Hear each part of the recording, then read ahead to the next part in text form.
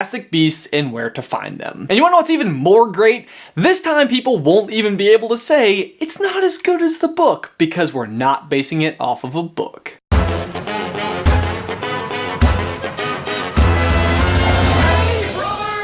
Okay, I lied. There is this book, but I have to say it leaves a lot to be desired. I mean, where even is the plot? It's like reading a textbook. Wait.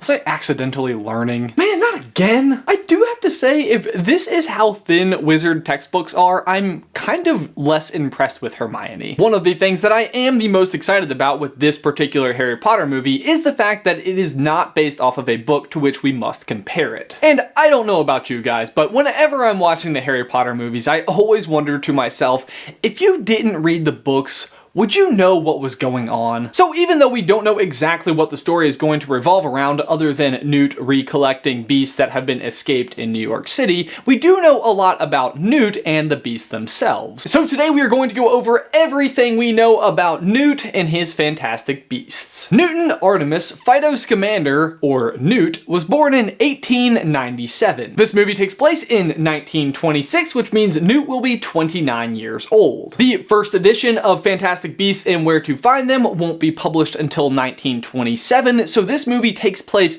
pre-book fame. He graduated from Hogwarts and was a Hufflepuff. In fact, you can see his school scarf in his briefcase right here. And I have to say, I have no idea when J.K. Rowling decided that he was going to be a Hufflepuff, but I feel like it can't be a coincidence that this entire movie is about finding. Classic Hufflepuff. Newt's interest in beasts came from his mother, who bred fancy hippogriffs, not to be confused with plain old regular hippogriffs. Newt's first job was with the Ministry of Magic, relocating house elves before he was moved to the Beasts division, where he rapidly grew through the ranks. He would eventually marry Porpentina Goldstein, who we will meet in this movie as simply Tina Goldstein. I'd go by Tina too if my name was Porpentina. We know the two eventually moved to Europe and live with their pet Measles, Hoppy, Miller, and Mauler! And although it hasn't been confirmed anywhere, we do know that they must have a son because their grandson, Rolf Scamander, goes on to marry none other than Luna Lovegood. Neasels. A small cat like, oh, they're cat people and Hufflepuffs? Hashtag Team Slytherin dog. I would be interested to see if we find out how they get the names for the Neasels. So throughout the movie, look for anybody named Hoppy, Millie, or Mauler. The movie takes place in New York City, although it seems prior to his arriving, Newt has already traveled the world based on many of the things we find in his suitcase and what he eventually writes in his book. For example, from Asia, we see an Akami, a plumed two-legged winged creature with a serpentine body. Also sporting a hard-to-pronounce name, Asami. That's what they should call me. It is aggressive to all that approach it, or especially its eggs, which are made of silver, and I have a feeling we see right here. From Australia, we see these billywigs, sapphire blue insects whose stingers cause you to float and feel giddy.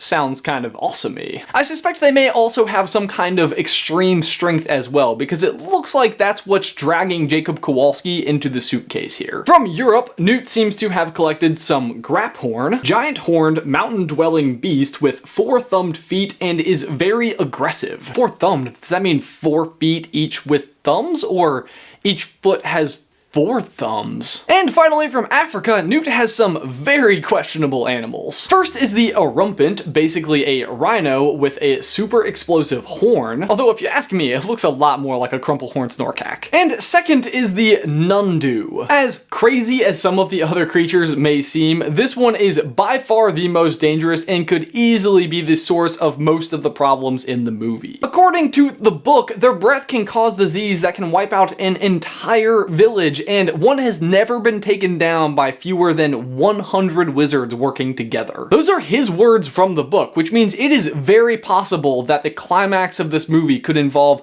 a massive group of wizards fighting a wild Nundu. Newt has to have witnessed this, which means we have to see at least 100 wizards take it down, otherwise it's just still on the loose. If I had to bet, this will be the last beast to get back in the box, and it's going to take the combined forces of everyone to do so. But therein lies a great question.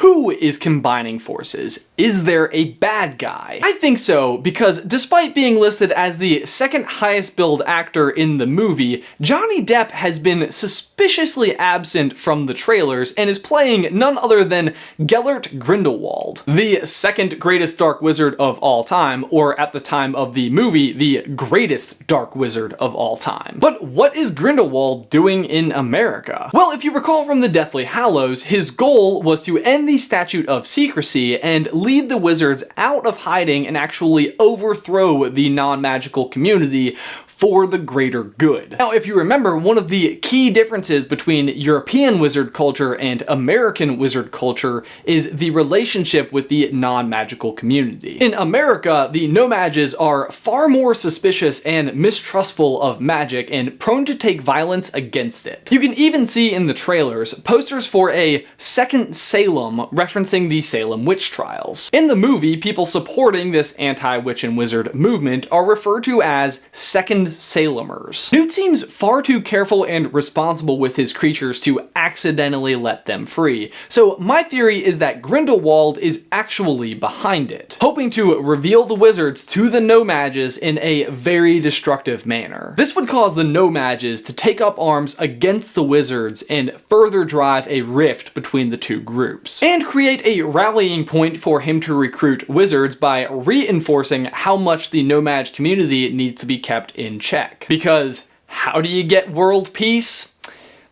Alien invasion. Or Fantastic Beasts invasion.